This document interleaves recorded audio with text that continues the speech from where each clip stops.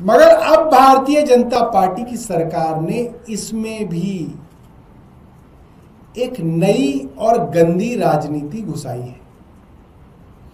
Bharatiya Janata party की सरकार ने सबसे पहले तो यह कहा कि भाई हम टेंट लाइट साउंड नहीं लगवाएंगे, हम डायरेक्ट पैसा देंगे।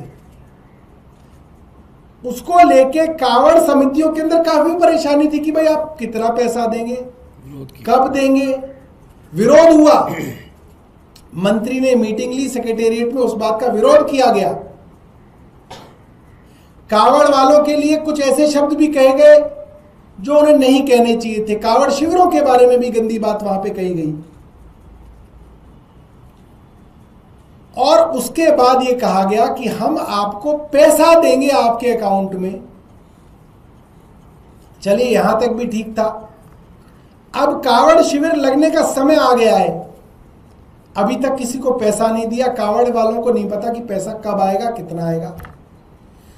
अब इससे भी बड़ी बात यह की है कि अब चुन चुन के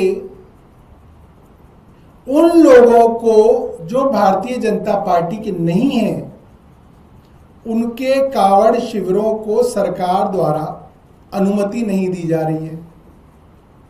और भारतीय जनता पार्टी के नेताओं को कहा गया है कि आप अपनी समितियां बनाइए, अपनी सोसाइटी रजिस्टर कराइए और अपने बैंक अकाउंट खुलवाइए, सरकार उसमें आपको पैसा देगी। ये मैं आपको बड़ी जिम्मेदारी से कह रहा हूं।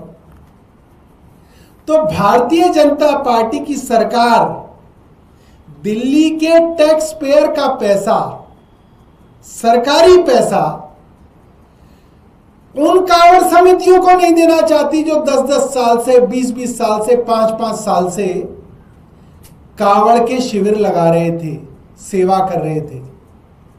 उनकी जगह नए भारतीय जनता पार्टी के नेताओं के शिविरों को पैसा उनके अकाउंट में देने की योजना बनाई जा रही है। हमारे विधायक साथी हैं कुलदीप जी, इनका शिविर इनके और इनकी संस्था द्वारा कोंडली पुल पर शंखवार अस्पताल में, अस्पताल के सामने पिछले 6 साल से लग रहा था। पिछले 6 साल से सरकार द्वारा टेंट लाइट साउंड की व्यवस्था की जाती थी और मुझे लगता है दिल्ली का सबसे बड़ा कावड़ शिविर लगता था, क्योंकि वहीं से दिल्ली की शुरुआत भी होती है। बहुत सारे कावड़ यात्री जो हैं वहां से आते हैं। मगर इस बार गंदी राजनीति के चलते इनके शिविर के टेंट को आज सुबह पुलिस ने हटा दिया है।